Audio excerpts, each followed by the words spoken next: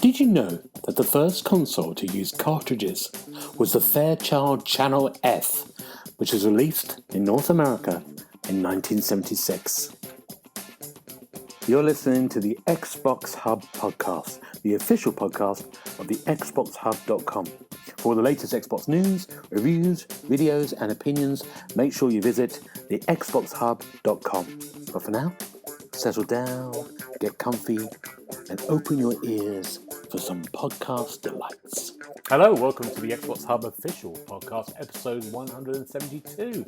My name is Gareth Bryant. I'm going to be your host, and on my virtual left is Mr. Darren Edwards. How are you doing, Darren? Oh, I'm glad you chose me. Hello. I'm very well. How are you? I'm very good. I've got to put you on the left. And on my virtual right is Mr. Paul Renshaw. How are you doing, Paul? I'm doing all right as well. I'm glad you've got us on the right sides, sort of politically speaking. You know, I'm hoping to work the Uxbridge by-election into the conversation so we can hear Darren crying. But other than that, everything else is awesome. I like the way you're claiming that as a victory. It totally is. Listen, just because the vote went from a 7,000 majority down to like 500, it's still a majority. Yeah, true. That's absolutely right. Gentlemen, what's your week's been like? Darren, what have you been doing?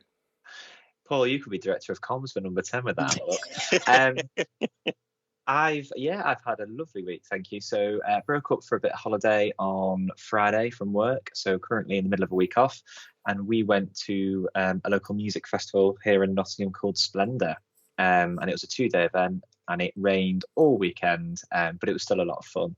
So we got to see some brilliant acts such as Noel Gallagher's High Flying Birds, Madness, even the Sugar Babes were there, Sam Ryder from Eurovision. It was a real kind of eclectic mix of different acts. So had a really, really good weekend, and just been catching up with review games other than that, really. So I'm nice and relaxed this week. And what's your favourite one? If you had to choose one out of your lineup? Oh, I mean, there's so many highlights because there were some bands that I've not listened to for ages, such as In Spiral Carpets were there, who kind of forgotten kind of Britpoppy era band. But I think it was Noel Gallagher's High Flying Birds. They headlined the Sunday, and he played a few Oasis tunes to kind of close out the set. And in the pouring rain, thousands of people singing Live Forever and Don't Look Back in Anger. It was quite special, so I enjoyed that. Oh, good. Paul, have you your week? I have a couple of questions, if I may. Oh, go on. Oh, yes, please. Number one, no carvery. No carvery. A week off and no carvery. Who are you and what have you done with Darren? I've got half of the week left, so you put the idea into my head, actually, when I say that. For our American... I know that you're still you still think it's the 80s, so you're a fan of a carvery. For our American friends out there, a carvery is sort of like a meat buffet. That was famous in 1987, and Darren's still living the dream. Paul, what has your week been like? My week has been nothing like as much fun as Darren's. Unfortunately, it's just involved lots of work. I've been up to Manchester today just to see what's going on. And the walls that they're taking down are creating so much dust. I had to wear a face mask in the shop because I just couldn't breathe. It's awful. But yeah, I've managed to sort out the CCTV system up there, plug it all back together again and get it working. So that was a minor win for me. But other than that, yeah, my week's been pretty crap, really. Oh. So, but there you go. Not an improvement on last week, really, Paul. It's not, unfortunately. It's just like I have to keep going to work in order to make enough money to live. That's true. I have a suggestion, Paul. What's that, mate? It'll cheer you up. Book yourself in for a carvery. It'll cheer you right up. Yeah, but you know, I remember 1987, mate, and it wasn't great back then. So I think it's probably still the same gravy, isn't it, from back then?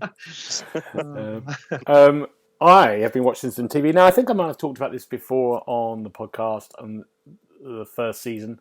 But on Disney, there's a series called The Bear, and it's in its second season now, which I've watched the whole lot of. The Bear, if people don't know, it's done really well. It's won lots of awards. It's based in Chicago, and the first season is about it's almost like a beef shop, like a sandwich beef shop, but sort of like a very trendy sort of like, well, not trendy at all. It's really kind of working class where people go, but the food's got a really good reputation. And it's a family runs it. The brother has committed suicide, and the main character comes back, but he's trained as a kind of like a Michelin star chef, you know, and come back to sort of like run the restaurant after his brother's death, and all sorts of things happen, and the place is sort of falling apart. But the first season was amazing because it was about this kind of journey it's about food, but also about this kind of like very hectic kind of like way of running this restaurant. It's the way it's done. It's so high paced. It's so high energy. It's like watching really fast speaking people talking over each other. Beautifully written. And the second season came out on Disney, and oh my word, it just makes it even better with all-star cameos from everyone else. It's a wonderful, especially if you like if you like food or you like restaurant or you're interested in that, it's a must. But if you don't like any of that, it doesn't matter because it's just some brilliant pieces of TV. But it's on Disney at the moment. No, not everyone's got Disney. Hopefully, it might go on something else. You know, I've got a funny feeling one of the terrestrials might pick it up. But yeah, have a look at The Bear. I think everyone here would love it. Yeah, there you go. Is it like Gordon Ramsay's Kitchen Nightmares? It's a bit like that at some point, yeah. They're kind of like the abuse sometimes they give each other is a bit like that, yeah. So it has that sold element. Then. Yeah, sold. I think there was a British film, and I can't remember the name of it. Stephen Graham. The Menu. The Menu's what's the one with Stephen Graham? Maybe it's called Oh yeah, was it all one shot? Yes. I can't remember the name of it. Yeah. Yeah. Boiling Point. Boiling Point, yeah. That has a kind of similar. There's some similar bits to that in that, you know, really kind of high energy, high. I think Boiling Point's got a TV series now, but that's worth a watch. Oh wow! Now we're going to start with an interview. Maquette, the game that's hit Xbox Game Pass from PlayStation and Switch, is there now for you to play, and we get a chance to speak to the main creative director, Hanford Lamore, and this is what he said. Hi, here we are with Hanford Lamore. Hanford, what's your role in this amazing game, first of all? Well, first, thanks for having me. Let's see. And my role on this game was, I guess, game director. It was my idea. I originally came up with it as a prototype and showed it at Game Developers Conference. And then over the years, kind of put together a team and kind of coordinated all the people who made it come true. And I always hate to ask this question because I hate doing it myself, but what's your pitch for the game? If you had to pitch it to me now. Wow, if I had to pitch to you now, that's a good question. I mean, I think the tagline was, you know, it's a world nested inside of itself recursively that tells a love story. I think the main mechanic of it and the thing that really got the game its legs when I showed it at Game Developers Conference is this idea that the world is nested inside of itself recursively. And what that means is you have a world, and then in the center of that world is a smaller version of the same world. And whatever you do in one version of the world happens in the other. And so you can go back and forth. And also there's a even bigger version of that world around the normal-sized world. And you can go back and forth between all these things and interact with them in interesting ways. And the puzzles kind of unfold the story. So when you were thinking, because the gameplay mechanics so original, when I played it, first of all, back on the PlayStation, back in the time, I thought I'd never played anything like this before, and like you said, perspectives. How did they come to be, those mechanics in your head? Was that the first thing you had, this thought? Yeah, the original, I had thought about that idea just as a mechanic, and I had no idea, and this was years and years and years ago, I had no idea how I would make it. I was actually thinking of it in 2D, and I didn't really know what I would do, but I was kind of messing around in 3D with physics engines. And I was looking at how physics engines, video game physics engines, they can create some really chaotic movement. Like if a ball hits a block and the block falls over, it tumbles in a really unpredictable way, and it feels like a never the same way twice type of movement. And I thought about copying the physics from one object onto another object. And I got that working, and it looks very surreal because you have this once-in-a-lifetime animation, but you're seeing it duplicated on another object. And as soon as I saw it working that way, my brain kind of went back to the idea of the world within a world. And within a weekend, I had knocked together a prototype. And like the very first thing that happens when you stick a world within a world, at least in my prototype, was I crushed myself. Like I picked up a normal size object, I carried it to the center of the world, and now it's a giant object. And I had no roof over it at the beginning. And so you could easily just crush yourself. You could just drop an object on yourself. And that's kind of how the dome came about. I stuck this dome over it. So I was like, okay, that'll protect you. And that kind of became the iconic shape for the game, and you still see that today. But that was like one of the very first things I had added, to the game. And also with the title itself, I've never heard of this word before. So where did that come? Did you have that in your head, or did you? Yeah. So this is actually another funny one where I originally, before I programmed it, I wrote up a single-page document of puzzles I thought I could make with it, because I was like, why build this unless I really understand? And I titled it Scale.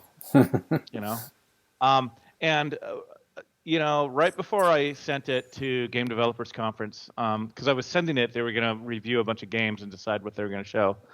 I said, scale, that's just, where's the twist? I need a better twist. I believe that the first thing that pops in your head, you shouldn't use that one. Because if it's the first thing that popped into your head, it's probably the same thing that popped into other people's heads. And so I knew about the word maquette from kind of working in the physical media world with I spent some time working for Disney, and they would build these scale models of things, and they called them maquettes. So I named it that. And then when I got to Game Developers Conference that year, I sat down. I was at a coffee shop with a bunch of game developers I know, and I fired up my game.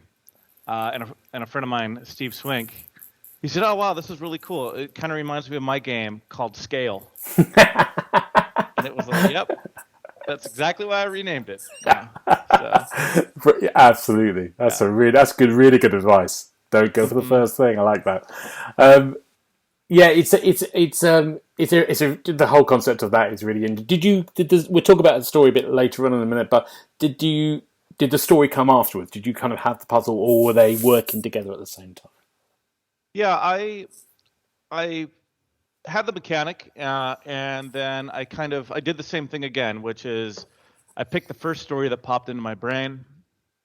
It's kind of I don't want to call it generic, but it was, a bog standard kind of trapped in a world type of story, and I think that's a common thing, like a story that is built around why the mechanic exists. So like a wizard trapped you inside of a world within a world, or a science experiment gone wrong and it trapped you inside of a world within a world.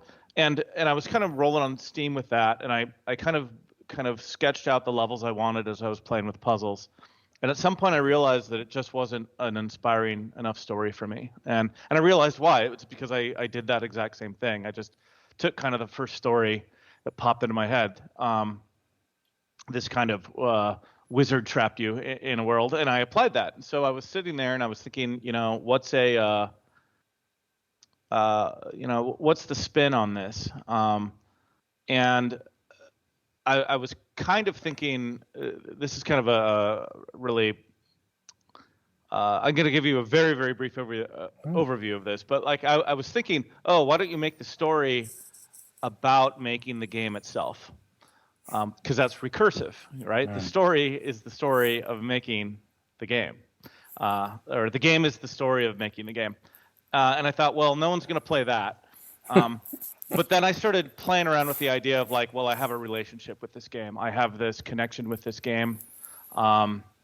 and it's been taking me a while to make it on my own, and so I kind of personified that, and as soon as I got on the relationship path, I realized this was much more interesting than any one of those, mechanic justifies the puzzle type of thing, or mechanic justifies the story type of thing. And it was really the twist I needed personally to be able to really put my mark on the game. Great. Yeah, absolutely. Were there any other games or films or books or anything else? Was an influence when you were making it? Things you were in the back of your mind? Wow, all sorts of. I mean, once you start working on something like this, when you have a really strong mechanic like this, you start to see elements of it everywhere. You go to a theme park where they might have like a little model city in their gardens, and you think, oh wow, I'm a giant and I can crush that. Or like any movies that played with scale are really fun. And like in some of the later chapters of the game, you get into the really, really big world. And I think we watched a lot of movies like Toy Story and like really old ones like Darby O'Gill and the Little People. Wow. Like from the 1960s. Yeah, just anything that plays with scale where they because there's this whole different world. You just take your iPhone and stick it really, really close to your baseboards and take a macro photo of it, and you'll see like dirt and dust, and it's just a completely different scale. That's really fun. Good. Let's just talk about the music as well, because it's integral to the beats of the story, and especially some of the bands you work with the narrative, without giving too much away. But how was that process of working? Was that a process that you worked with before, or was it no? This again, not to make this a theme, but this is another one where the very first thing you think is, oh, I'm making a video game. I'm going to need to hire someone to write a score for it. And I was sitting there and I was thinking about the game and thinking about the score, and I thought, what would really be cool is if we got music that the music could be the music that the characters listen to during the relationship, right? Like a mixtape or something like that. And as soon as I got that idea in my head, it became this fun research project. I also made it way harder on myself because I decided that every band or piece of music that we were going to put in the game would have some kind of connection to San Francisco, and I thought that would ground the story in reality. It would give it just a little bit more like some base truth. But yeah, I just spent literally years gathering bands, putting them in a playlist, constantly playing that playlist while working on the game, and then occasionally, a song that I'd listened to like 100 times, I might be working on a section of the game, and all of a sudden that song just sounds perfect for that section of the game. And so then we'd get in contact with the creators. And I'd say I think half the songs were people I know personally or met personally, and the other half were just music that I found out there, and then worked with their record labels to get them. Oh, fantastic. Have they played the game? Some of them, or some of them, all of them played the game? I don't. The people I know have definitely either played it or at least watched playthroughs of it, and we've talked heavily about it. I have no idea about some of the other bands, but I hope they at least know of it by now. Like I do know that everyone who I know who had music out on YouTube or Spotify, like all their listens jumped up massively when the game came out. So I was the same. I think I must have.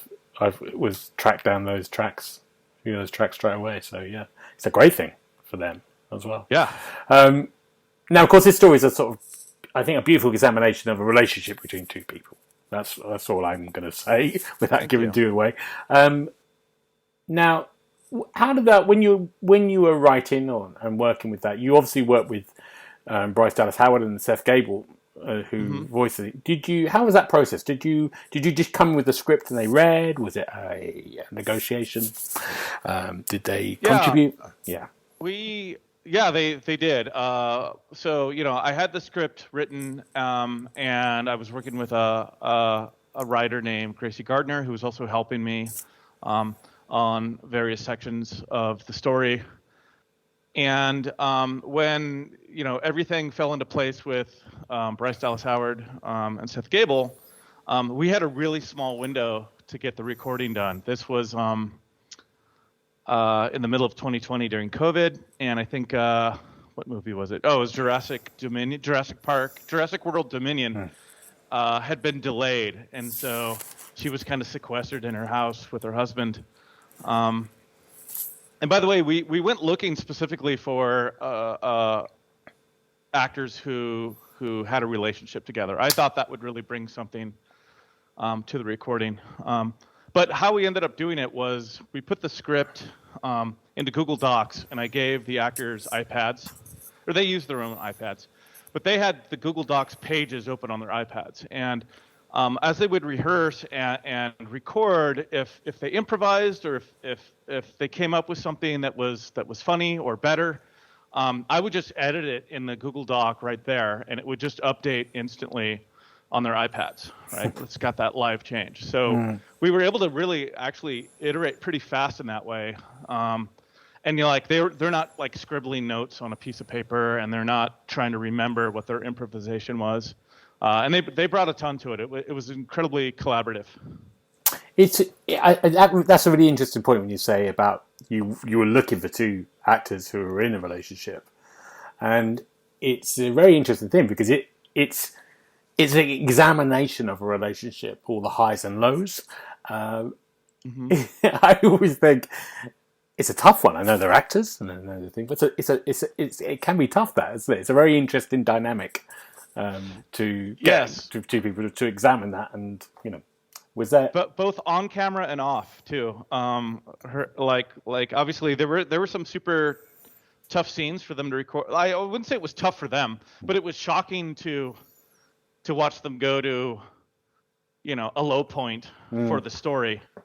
And then, as soon as the scene was over, they'd both look at me and go, "How was that?" It was like they could shift right in and out of it. And I could say, "Oh, do that with more intensity, or do that with less intensity." They were professionals there. Yeah. But I also really saw like when in between takes, they gave each other notes and they gave each other line reads, and they worked really closely. And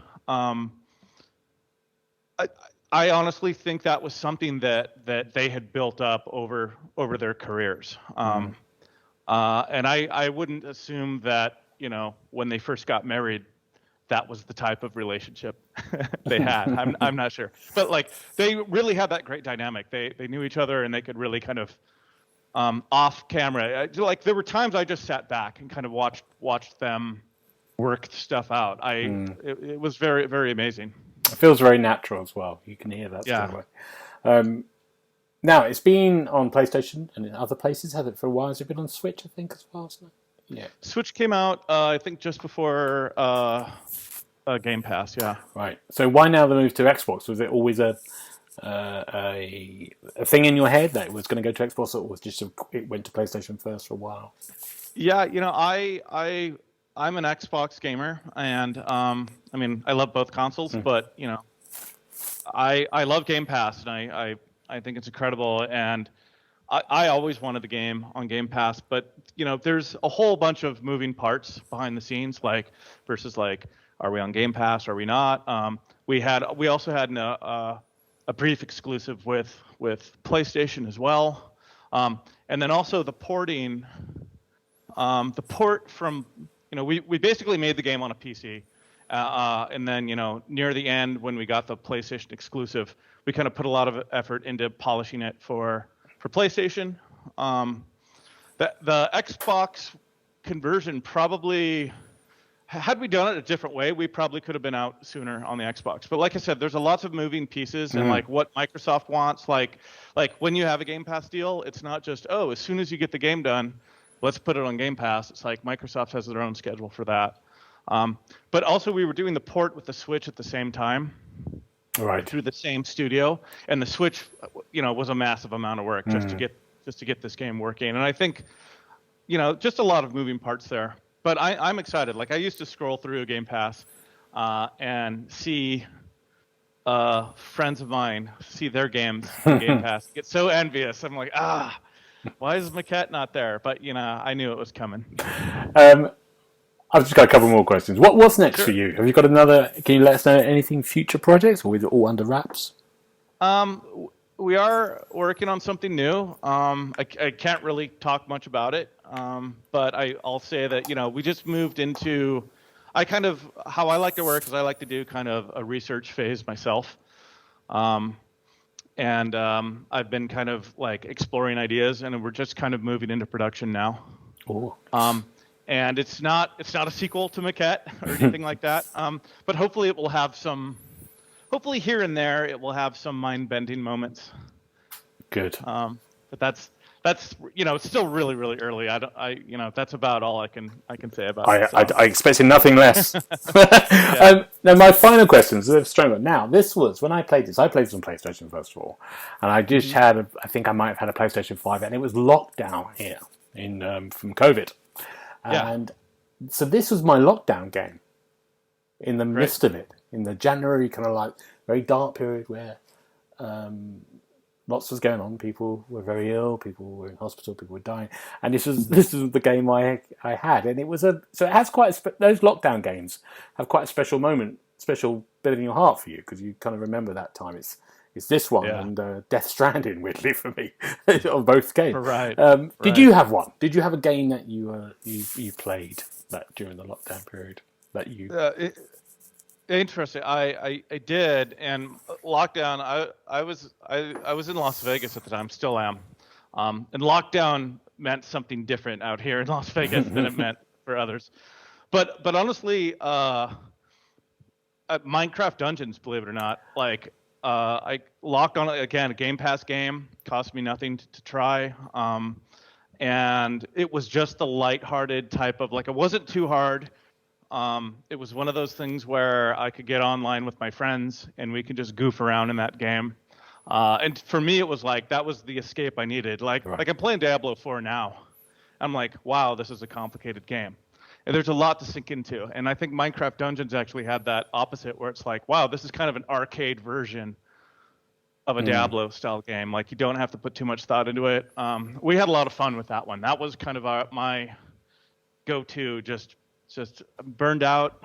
Let me sit down on the couch and fire that one up. Yeah. Needed escape, yeah. Rather, I needed really kind of puzzles and an examination of human relationships in my lockdown. I think that's what I was going for, which it perfectly was. A fantastic game. I love the game, and I'm looking forward to playing it again on Game Pass now. I'm going to go through it again.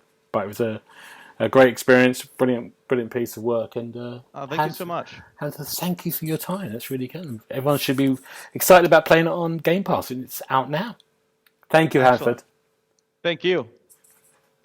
And there we go, Maquette. Are you two going to play this game, Darren? No, Paul won't, because Paul's terrible. Yes. Where's the aliens, Paul? No, where's the aliens? Where's the guns? Where's the explosion? Don't care. I was getting kind of instant kind of flashbacks to It Takes Two. Just because you've got the kind of two leads, and the way you were talking about their relationship and how that comes through into the game. Anything like that. I just think it sounds brilliant, so I'm looking forward to checking this one out. Yeah, it's one for me. I think when I said it was a really interesting thing when I played, because it was lockdown, which I said in the interview, and it was this kind of very intimate, kind of like you feel like you're eavesdropping at times, but also the puzzle on its own, the puzzle dynamics of the kind of like he said, the different kind of like sizes and the way you're dealing with kind of large scale and then small scale is really clever. It's really good fun to play. Sorry, Paul, what were you going to say?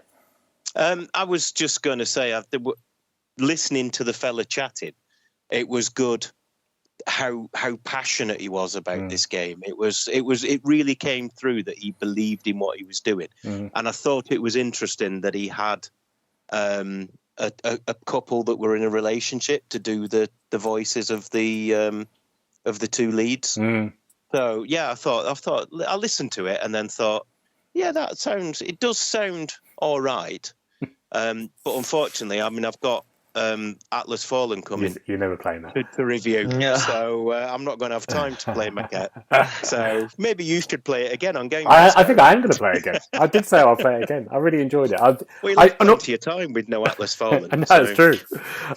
It's a lovely experience, and it's on Game Pass. It's worth giving it a go. I would really highly recommend it, and the music is amazing. The thing you talked about, the bands, the music is brilliant. Good. Now let's talk about what games that we've been playing. We've been playing some good games. It's still sort of slow at the time. None of the big ones are out yet, but we've had some fun. Darren, let's start with you. What's your first one? So I've been playing a game called Ed Zero Zombie Uprising, which is kind of self-explanatory, I guess, apart from the first half of the title. So you play as, he's basically a samurai warrior who lives in a world where the dead are coming back to life, and you are based in a small town, and you have to go out on like runs into like dungeons and multiple floors, if you like, and fight off zombies that are kind of roaming around different places. You can manage your stats in terms of health and hunger, and pick up like trinkets and charms to give you certain boosts, whether that's increasing your attack power or being resistant to explosive damage, for example, because in some of the dungeons there'll be special kind of effects, so enemies might explode after death, etc., etc. So it's I can never remember which way around it is. It's a bit, I think it's roguelike, because you don't keep anything where if you die, you don't lose your overall progress, but you do lose your items that you've gathered on that run. And there are 4 different difficulty settings, and I'm playing on normal, and I'm getting killed quite a lot. And then there's like hard, extreme, and then someone I have no idea, but it looks horrendous. So it's okay, but I'm struggling to kind of really get into it. I think it's the combat itself, which is what it's based on. It's very hack and slashy, and you can equip special moves via charms, I think they're called. But there isn't an awful lot of variation, and I'm struggling with the defensive block at the minute as well. And then as soon as a couple of zombies start tearing into you, they can take your health bar away in the blink of an eye, and then you're out and you're back to the beginning. So yeah, I've only played a couple of hours or so far, but I've not instantly taken to it. So we'll have to see what it holds going forward, I guess. Right. Is this a game that all the streamers have been going mad about? There's been a lot of streamers doing stuff on it. Has there? I've no idea. Yeah. It's a bit Dynasty Warriors at first, but it's not as fast paced, and it's just loads of zombies. But I'm not sure. I've not seen any. I'll have to look that up, because it's the first I've heard of it, to be honest. Yeah. Oh, so a sort of averagey zombie game. Yeah, a hack and slasher, a little bit of strategy through the different kind of status effects and stuff, and you can buff your character up with different trinkets. But yeah, not wow on me so far. Okay, that's a shame. What about you, Paul? I just wanted to ask Darren a question, if I could, because I know that he's a big fan of a zombie game, because I've played. What was that game we played together, Daz? Can you remember the name of it? With the loads of zombies and you have to shoot them all in the face. World War Z. Is that the one where there's like 4 of you and you have to build defenses and stuff? Is that right? Am I thinking of the right one? Is it as good as that? Because I enjoyed that one. Oh no, it's not World War Z. It's Back for Blood. Is that what you're thinking of? No. I think it was World War Z. Oh, you start off the first level. You're in like a skyscraper, and they all pouring. That is World War Z. Yeah. God, I love World War Z. I enjoyed playing that with you. That was quite good fun. And the multiplayer was brilliant as well. But I don't think it's on Game Pass anymore. No, it's nowhere near as fast paced as that. When you go through these, they're called dungeons, and they've got floors, but it's just like small areas, and you go through a gate, have a bit of a chance to pick up some items to kind of heal or kind of tool up, and then you go on to the next floor. So it's it's procedurally generated, I think, because I've played a few runs and I haven't found 2 of the same, even though I've died and had to restart the mission.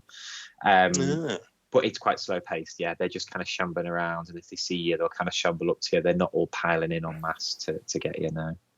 Okay, well, Good. Thank you very much. Paul, what's your game?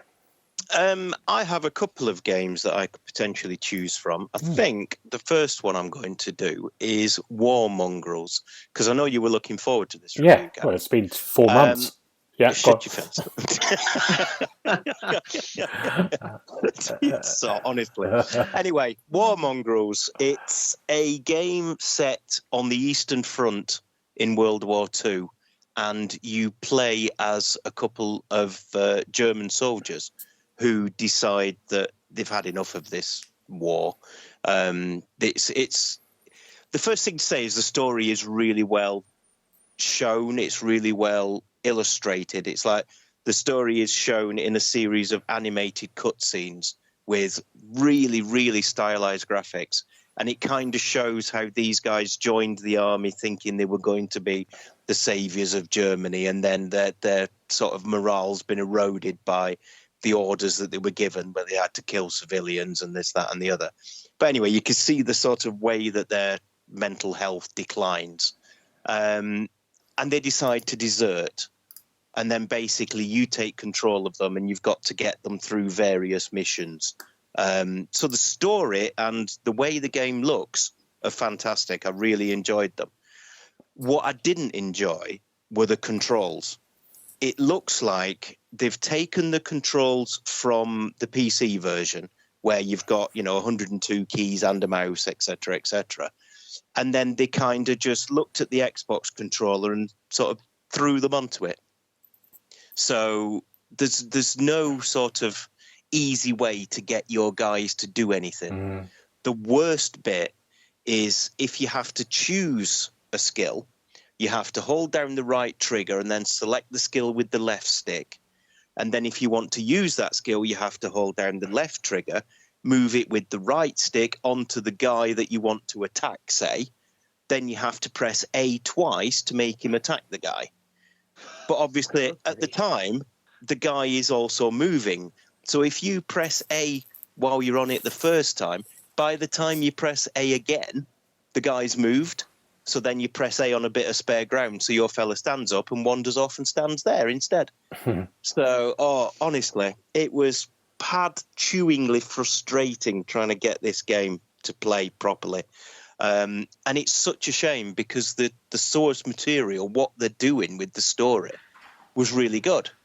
So, yeah, well, the review's live on the site now, so if you fancy having a look at it, have a look. But the controls just killed it for me. Yeah. 4.5 stars? Yeah. Yeah. I was thinking 5.5, to be honest. You can hear the door. That's the door. That's our little guest door. That's it. It's good. Every week, the haunted door comes in at a time. Good. I think it's really Paul. I think it's a point. I think there's been a lot of those types of games. Oh, there really has. And they've come over to Xbox. And I think some will do their porting really well with the controls, and a lot of them I'm not bothering. It doesn't seem that they're not giving it enough thought, or something's going on with that. I don't know what's happening. Maybe it's time. I don't know. Money. I don't know. It's really unsatisfying when you can't control. Mm-hmm. Yeah. It just makes it. I mean, it's the double tap in A to confirm an action that's the most annoying part. Every other game, you choose your action, you choose the target, done. Yeah. There's none of this multiple presses. So, yeah, that's a really bad design idea. Not a good idea. I've been playing a game called Frank and Drake. And Frank and Drake is a point-and-click adventure game. You play, first of all, as Frank. Frank is a guy living in a kind of made-up city, but he's sort of having kinds of mental health problems, and he lives in a flat with his dog with 2 legs and one of those brilliant, wheelchairs at the back, and he's also the janitor of the sort of apartment block he lives in as well. So he sort of has to do jobs and take care of people. But his landlord of the whole place is you've got a new housemate, and that's Drake. And the thing about Frank and Drake is Frank works in the day and Drake works at night in a bar, and he's trying to seek out some truth. So They never actually meet. They pass post-it notes to each other. That's what you do in the flat, and then something happens that I won't say that links them both together, and they sort of both go on separately go on a quest that hopefully might meet up. So it starts off with kind of very realistic kind of themes, but then the sort of more fantasy elements start to come in. I'm not going to say anything else about the story because it will spoil it. But the sort of gameplay techniques is some puzzle stuff, point and click stuff, some brilliant kind of inventive kind of weird stuff with cards, and all the puzzles are great. They're kind of a bit in a maze that you have to kind of work out stuff. All that's good. Lots of kind of great diary entry, but it's a graphical style that's amazing. It's kind of filmed. It's done in a rotoscope, which is. Do you know what rotoscope is, you two? Doesn't matter if you don't. No, I'm hoping that you're going to educate us. So basically, you would have you're filming live action. Yeah, so film like you, Paul, walking down the street, and then I'll get that footage, and I'll trace over it, and I'll make it artistic. I'll draw everything. So I'll use it as a tracing. So I'll have you, and I'll animate you, so it looks like you're in a film. I'm trying to think of really good examples. In Disney, they did that in the 60s, like in films like Mary Poppins. Most recently, films like A Scanner Darkly use that kind of technique. You'll know it when you see it. So they use this, and all the artistic style is absolutely stunning. It's beautiful all the way through. So they have that, but then they have this kind of great kind of graphical way of just the drawing the kind of the world. And when it goes into more kind of stranger fantasy elements, it really comes alive. Yeah. So I loved it. I think it was really good. I think it's again one of those kind of small indie teams. I think they're Spanish, but I'm not 100% sure about that. Who have created this kind of unique kind of artistic kind of point and clicker, which I really like. It's great. Yeah. And a really brilliant story. Yeah, I'd give that. I gave it 4, and I wonder why I gave it 4, only 4. Maybe there was something to do with controls. Yeah, I think there was something to do with some of the controls. It was probably made for a mouse, and sometimes it could get a little bit fiddly. That's all it was. But yeah, really liked it. Good. Frank and Drake. It's out now, I think. Yeah, it is definitely out now. Yeah. So is it a game that I would like? I don't know. Maybe you'd like it for 5 minutes. No, you're not going to play it. No. I really like your games that you recommend, Gareth, because they're quite similar to my taste. But there always seems like there's a lot going on with the characters as well in the background. Sometimes a bit depressing, but a lot going on. I do like that. I'd like a narrative behind games, so it does sound good. Yeah, no, it's really good. Darren, you got another game for us? Well, I talked about it last week, but I've finished, and the review is live now at Novalands, which, for those who didn't listen last week, is a resource management simulator, essentially, where you crash land on an island, a group of islands on a planet, and you have to build up base camp and harvest resources to survive, and then you can have automated bots to carry out tasks, so you're not having to run around and do everything.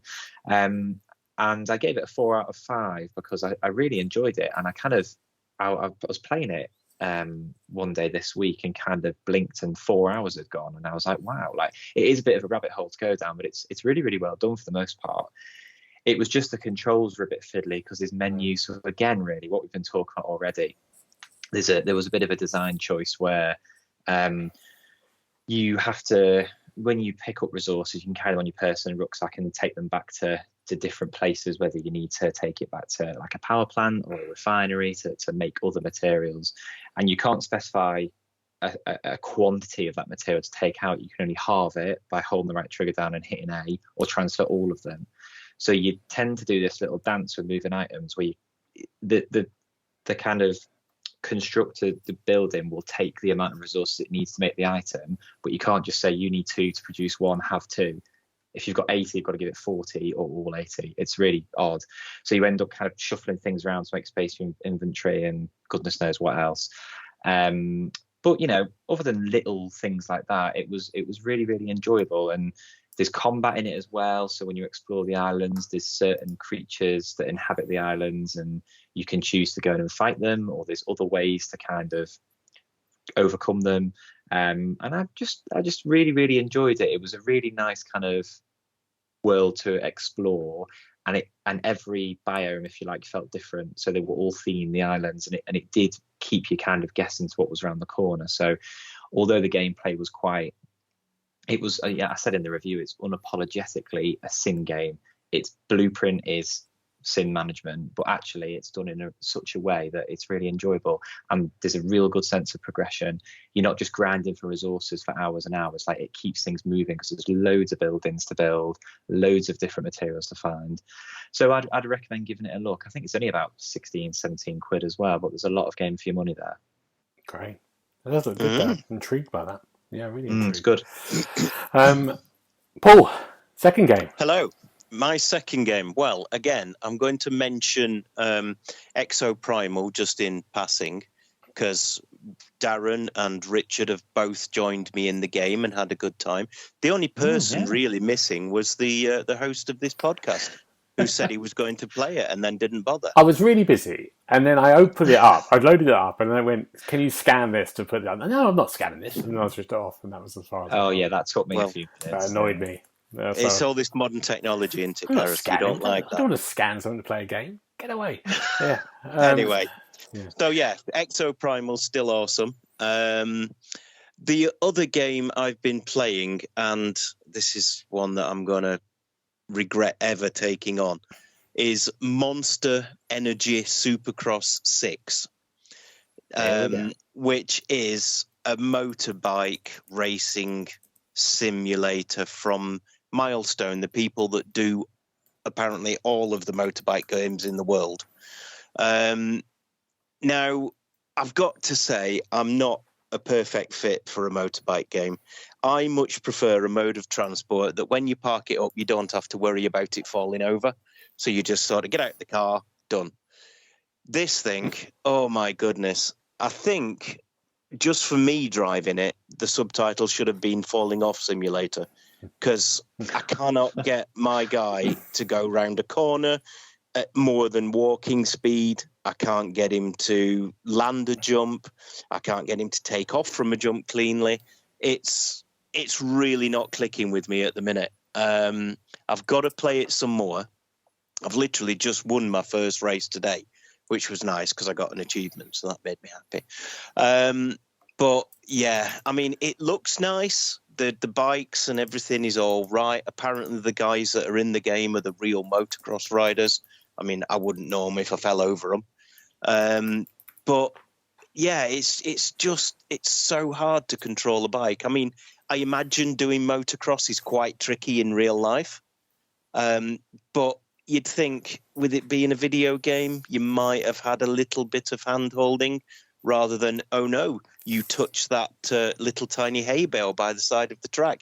That means you're going over the handlebars and you're going to go back 300 paces in the race. So yeah, it's tricky. It's tricky, but look out for an upcoming review when I've played it more, and then I will have to try and be objective and say, yes, this is a jolly good racing game. Look out for that in 2024.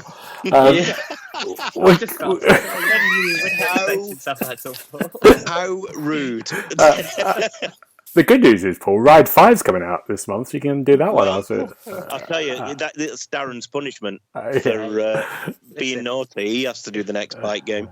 If I have to do all those ship simulator games and you can do all the motorbike games, okay. I'll swap you your ship simulator for the strategic mind games I had to review, mate. Good. Great, Paul. Well done. I'm going to talk about the last game. Is a game called Dead Man's Diary. Now, the weird thing about this game is sometimes we have to sort of look at trying to get a description when we write reviews to kind of get from the developers. I normally go into the Steam page and get, like who's the developer who's made this when I do the review and get the information. Sometimes you then look at what people have said and you go, and then this one, lots of anger straight away. And I was like, oh no. But there are problems, but actually it was good. And the premise is, I've had a all right time with it. The premise is there's been a nuclear war. Yeah, this maniac has sort of like thrown nuclear weapons everywhere. Single person, the world's in nuclear winter. Everyone's been in bunkers for 15 years, but the food is scarce, and you've been chucked out the bunker to go and look for food and do that. So that's how it's set up. So you're basically in a helicopter thrown down into the middle of the forest, and you've got to survive. you then get a voiceover of your protagonist. It's like, you remember Atomic Heart, which Darren's a good fan of, but the protagonist in that was a pain in the ass. This is more. I know you didn't like it. No, and this one is, but it's like it's written by an AI. It feels like that. It doesn't feel quite right. Yeah, it's a bit odd. So, and the voiceover does. It's not right. Anyway, so you ignore that. But the idea is like you've just got to survive, basically. So you head into like a settlement. So you first find a sort of like industrial settlement, and you've got to look for food and water. But the food and water, you've got to get a Geiger counter. God helps you if you don't find that straight away. Geiger counter, and then every bit of food or water you've got to test on. Little counter comes, and it might say contaminated or not. If it's not contaminated, your quid's in, you can take it. And then in those areas, you have to sort of like survive, do this. Radiation is killing you, need to take iodine pills, and make sure you don't get a fever. And then you've got to set up a camp, so you need to go out and hunt for resources. And then, of course, there are other things in this sort of like story and adventure that are possibly there looking at you in the back, which will get revealed a bit later on or not. And there's other dangers, like there's a bear at one point that comes into the thing, and you've got to sort of like hide or run away. If it rains, you've got to get to shelter. You can't spend long out there or you're dead. So it's quite despairing. And I think this is where the people have gone, oh my God, this isn't. I think it takes a while for it to get going. You do, as you get, it's a big old game as well. It's like 20 odd hours, but it takes a while to get into the rhythm of it and get into some interesting areas with the story. So I think people can give up after 5 hours. I think that's what will happen, because you just go, I can't be doing this anymore. That's what's happened, I think. But there's something good there. I mean, the problem with it is it's $24.99, and I think those type of games have really got to hit the ground running in this heavy market. Visuals look good, but it's something they just reusing assets sometimes, and it's yeah. So I was a bit more calmer because I quite enjoyed myself when I got into the rhythm of it, and I was just going, all right, I'm going to go and hunt for food and do my guy. I found the whole surviving death quite relaxing. It's just every day in London, though, isn't it? Going out with your Geiger counter. It's true. Yeah, so it's something I enjoyed about it. I didn't mind it at all. I kind of like spent it. It just was like there isn't that much action. It's just like you're just wandering around looking for food. Something about it I quite liked. It sounds quite a lot like Fallout 5. Yeah. I mean, it's something in there. Something there, but $24.99. Ooh, you've got to be really firing on that, all cylinders for that, I think. Yeah, there we go. That's the games. News-wise, it's still quite quiet at the moment, but there's a couple of things out there. Who wants to start? Let's go for, let's start with the sad news that Immortals Phoenix, which is we're a big fan of it on this podcast, as we talked about before. The sequel's been scrapped. What do we think? I can't believe they've scrapped the sequel. I really enjoyed Phoenix Rising. It's the first Ubisoft game I've actually finished in a very long time. I can't be bothered with all the Assassin's Creed nonsense. But yeah, Immortals Phoenix Rising, I really enjoyed that. Played it all the way through and then bought the DLC. So yeah, it's bad news for me. Bad decision, Ubisoft. Darren, did you play it? I can't remember. No, I haven't, to be fair, but I remember hearing about how fondly you guys were chatting about it on the podcast. Really good.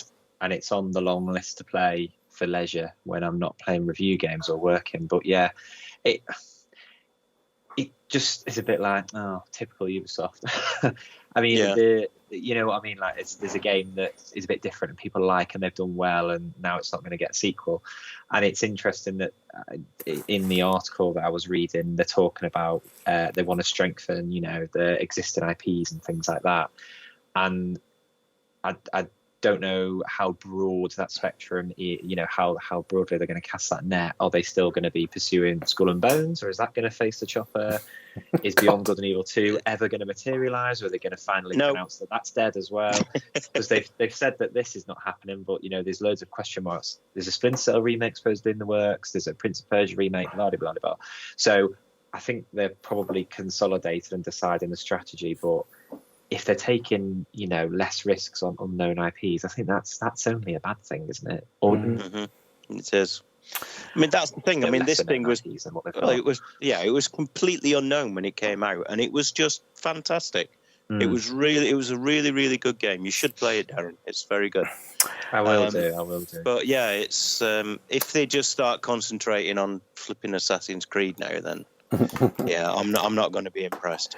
I think it came out at a wrong time because they had that weird moment when Ubisoft released 3 big games when the new consoles came out, which was Watch Dogs, the London one, Assassin's Creed Valhalla, and this all came out at the same time, and something had to go, and just on the actual people buying stuff, I think this was the one. It suffered. It didn't sell very well. If they would have waited, I think 6 months of this, it could have done really well. Like releasing it now would have been great, rather than whenever it was, December, I think. So,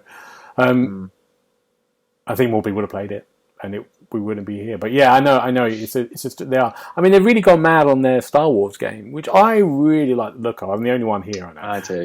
Dan's there. That sounds like they're ready to go with that one. I think it's going to be March or something. Probably. I don't know. It feels like they're really pushing it at the moment, and hopefully that might be good. And of course, the Assassin stuff will happen. But yeah, Paul's right. I think it's a shame. It's a real shame. But on good news, now we saw a gameplay trailer for Armored Core 6, and I went, "This is Paul. This is all Paul."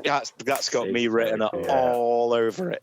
Giant robots and guns, yes, please, and From Software as well. You could see the From Software DNA in the trailer that we watched. Yeah, I actually went out and I was looking around on the internet and found did you see the deep dive into the gameplay that they did? That video? Yeah. Yeah. It just looks like it's going to be a lot of fun. And it's very, very three-dimensional as well. You can fly around and fight in the air and fight on the ground and big robots kicking the crap out of each other. I mean, what's not to love? Do you want to review this one, then? Well, after I've done Atlas Fallen. You can't do both. Yeah. Darren, do you like the look of this? I do. Was it at Summer Games Fest or one of them? I feel like I've seen it before briefly somewhere.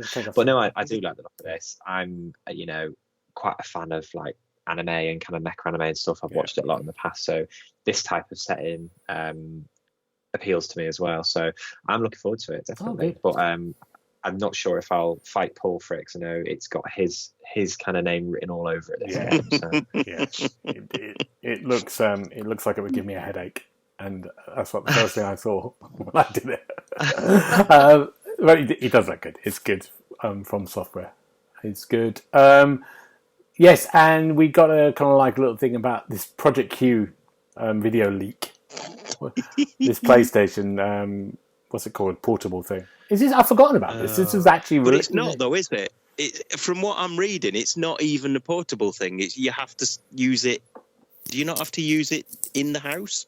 Yeah, it's like it streams from the main console, like the Wii U, doesn't it? So it's not the Switch where it's independent. It's not even you can't wander off with it and go on a train or whatever. Really? No.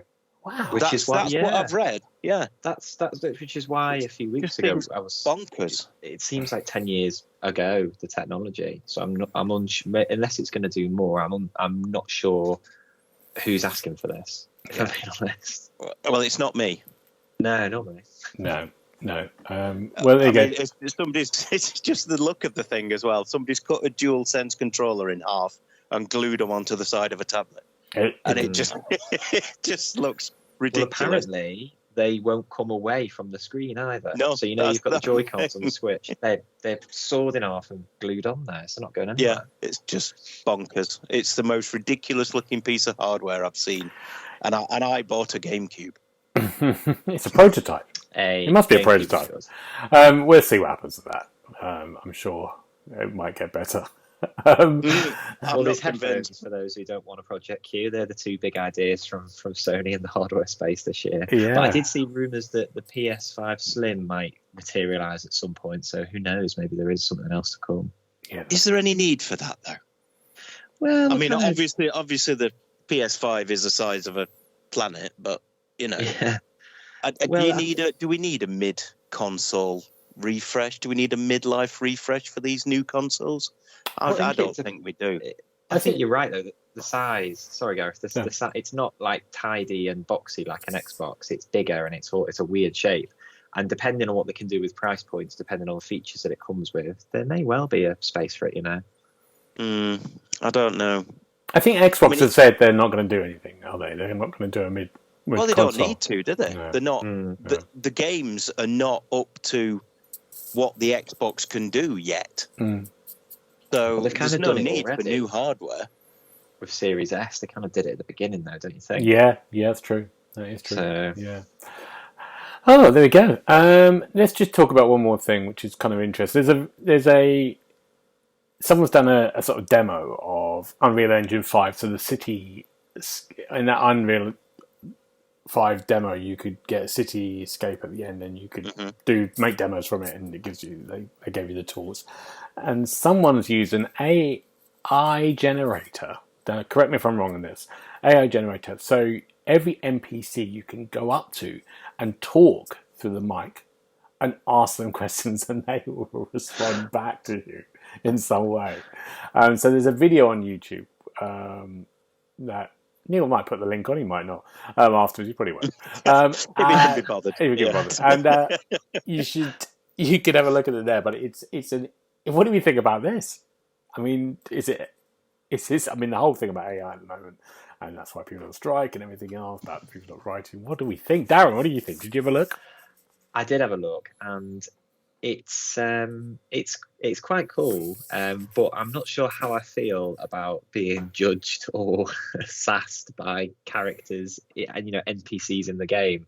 That I'm not sure if it adds to the experience or if it takes it just a little bit too far, because some of the responses are quite profound as well. I think there was one chap who saying, there's a lot of downsides to living in New York City, but look out for the good things as well. And I was like, oh my God, this is getting quite deep. I'm not sure whether that's too much for a game. Like, I like to kind of know the boundaries of the universe I'm going into, but it is amazing kind of what they can do. It just makes you wonder like where it'll end, I guess. I mean, it's just like Darren said, there's a thing that I think the guy right near the beginning of the video goes, wow, did he say, I don't like your haircut? I don't like your haircut. Yeah. And the guy goes, oh my God, does it look awful? And so depressed. And it's like almost depressed.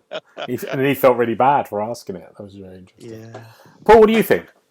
I had to check watching the video that it wasn't set in London because everybody seemed to be really grumpy.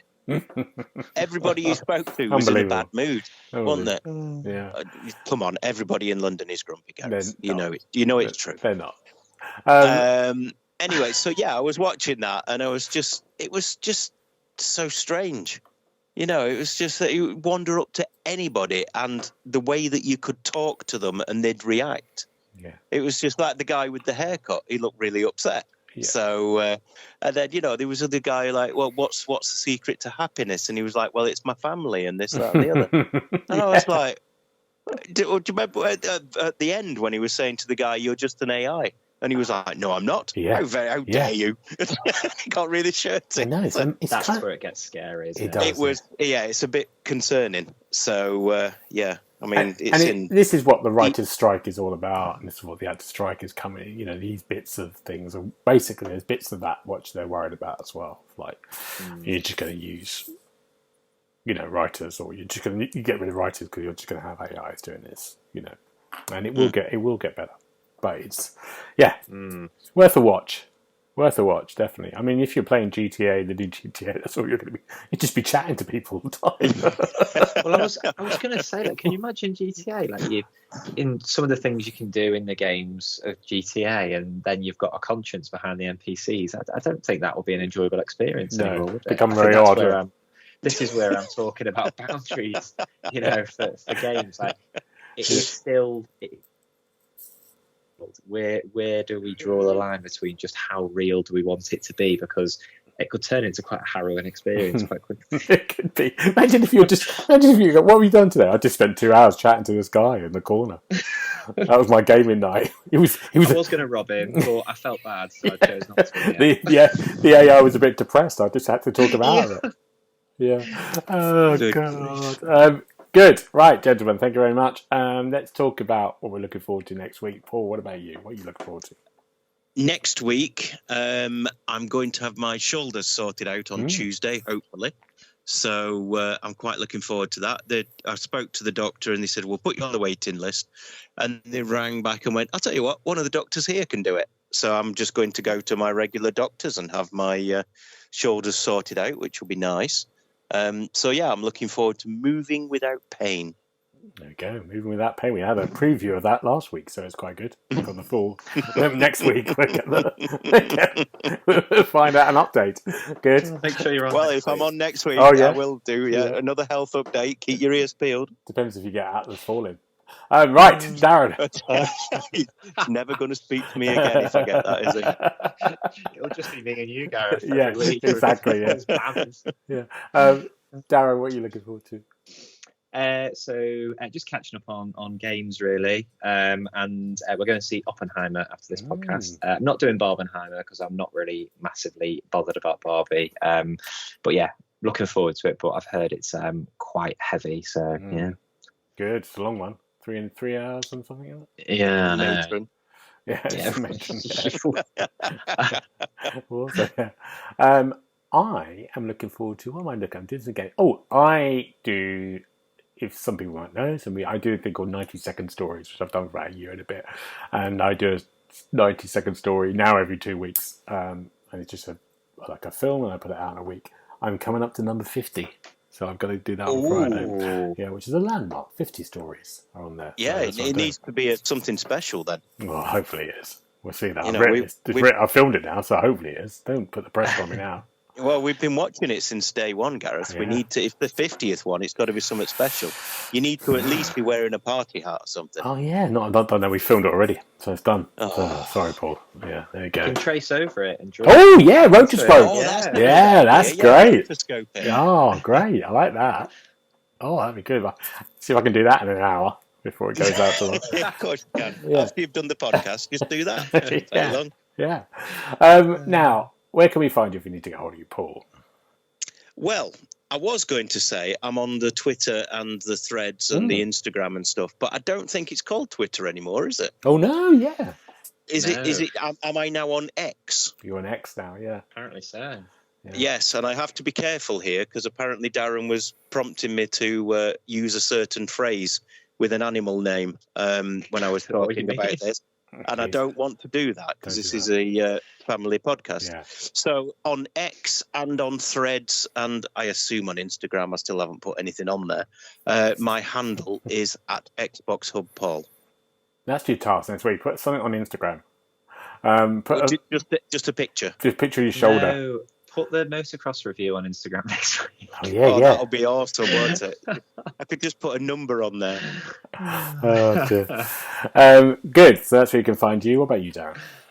Well, I kind of am a bit sad because do we have to retire handle now? What are tweets called? No, everyone's they're called X's. Everyone's going to call them tweets. According to him, yeah. He said that they're no longer going to be called tweets. They're going to be called X's. And I was like, that's ridiculous. I think Elon's lost the plot, to be fair. But I don't think he ever had the plot, did he? Hasn't Microsoft also, don't they own X? I don't think you can own a letter. Haven't they trademarked it for social media use? They had X when they had Mixer, didn't they? They had that as a logo. Yeah, that's right. But I don't know if that's they still can do going. A letter, yeah.